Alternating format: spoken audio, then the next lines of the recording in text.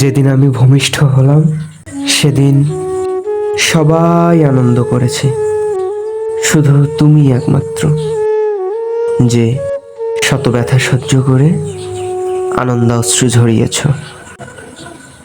আমার জীবনে নারীর টান দিয়ে রেখেছ। আমার কণ্ঠস্বর শুনে ফোনের ওপাশ থেকে বলতে পারো আমি কেমন আছি। প্রভুর কি অদ্ভুত কৃপা তোমার উপর,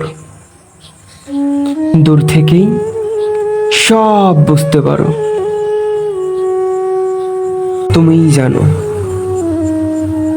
আমার কি লাগবে, কি খেতে পছন্দ, কিসে আমার ভালো হবে, কিসে হবে মন্দ।